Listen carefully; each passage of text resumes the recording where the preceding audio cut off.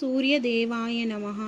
ततो युद्धपरिश्रान्तं समरे चिन्तया स्थितं रावणं चाग्रतो दृष्ट्वा युद्धाय समुपस्थितं दैवतैच्छसमागम्य द्रष्टुमभ्यागतो रणम् उपागम्य ब्रवीद्राममगस्त्यो भगवान् ऋषिः राम राम महाबाहो शृणु गुह्यं सनातनम् येन सर्वानरीन् वत्सा समरे विजयिष्यसि आदित्यहृदयं पुण्यं सर्वशत्रुविनाशनं जयावहं जपे नित्यमक्षयं परमं शिवं सर्वमङ्गलमाङ्गल्यं सर्वपापप्रणाशनं चिन्ताशोकप्रशमनमायुर्वर्धनमुत्तमम् रश्मिमन्तं समुद्यन्तं देवासुरनमस्कृतं पूजयस्व विवस्वन्तं भास्करं भवनीश्वरं सर्वदेवात्मको हेषा तेजस्वी रश्मिभावनः एष देवासुरगणान् लोकान् पाति गभस्तिभिः एष ब्रह्मा च विष्णुश्च शिवस्कन्दः प्रजापतिः महेन्द्रो धनधः कालो यमः सोमो ह्यपाम्पतिः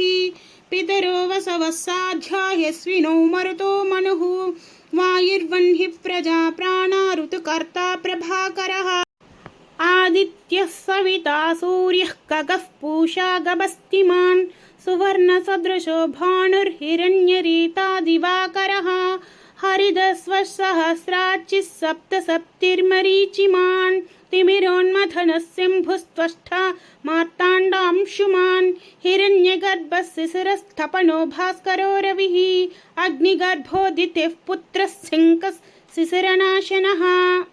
व्योमनाथस्थमो भेदी ऋग्यजुस्सामपारगः घनवृष्टिरपां मित्रो विन्ध्यवीथिप्लवङ्गमः आतपी मण्डली मृत्युः पिङ्गलः सर्वतापनः कविर्विश्वो महातेजा रक्तः सर्वभवोद्भवः नक्षत्रग्रहताराणामधिपो विश्वभावनः तेजसामपि तेजस्वी द्वादशात्मन्नमोऽस्तु ते नमः पूर्वाय गिरये पश्चिमे गिरये नमः ज्योतिर्गणानां पतये दिनाधिपतये नमः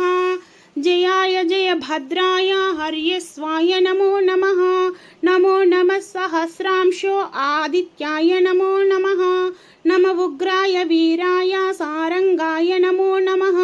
नमः पद्मप्रबोधाय मार्ताण्डाय नमो नमः ब्रह्मेशानाच्युतेशाय सूर्यायादित्यवर्चसे भास्वते सर्वभक्षाय रौद्राय वपुषे नमः तमोघ्नाय हिमघ्नाय शत्रुघ्नायामितात्मने कृतघ्नघ्नाय देवाय ज्योतिसाम्पतये नमः तप्तचामीकराभाय वह्नये विश्वकर्मणे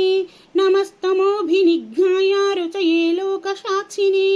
नाशयत्येष वैभूतं तदेव सृजति प्रभुः पायत्येष तपत्येष वर्षत्येष गभस्तिभिः एष सुप्तेषु जागर्ति भूतेषु परिनिष्ठितः एष चैवाग्निहोत्रं च फलं चैवाग्निहोत्रिणां वेदाच्छक्रतवच्छैव क्रतूनां फलमेव च यानि कृत्यानि लोकेषु सर्व एषा रविः प्रभुः येन मापत्सु कृत्स्रेषु कान्तारेषु भयेषु च कीर्तयन् पुरुषः कच्छिन्नावसीदति राघव पूजयस्वैनमेकाग्रो देवदेवं जगत्प्रभुम् एतत्त्रिगुणितं जत्वा युद्धेषु विजयिष्यसि अस्मिन् क्षणे महाबाहो रावणं त्वं वदिष्यसि एवमुक्त्वा तदागस्त्यो जगाम च यथागतम् एतत् श्रुत्वा महातेजा नष्टशोको भवत्तदा धारयामास सुप्रीतो राघवः प्रयतात्मवान् आदित्यं प्रेक्ष्य जत्वा तु परं हर्षमवाप्तवान् त्रिराचम्यासुचिर्भूत्वा धनुरादाय वीर्यवान् रावणं प्रेक्ष्य रुष्टात्मा युद्धाय समुपागमत् सर्वयज्ञेन महता वधे तस्य धृतोऽभवत् अधरविरवदन्निरीक्ष्य रामं मुदितमनः परमं प्रहृष्यमाणः निशिचरपति संशयं विदित्वा सुरगणमध्यगत वचस्त्वरेति. శ్రీమన్నారాయణ. సూర్యదేవ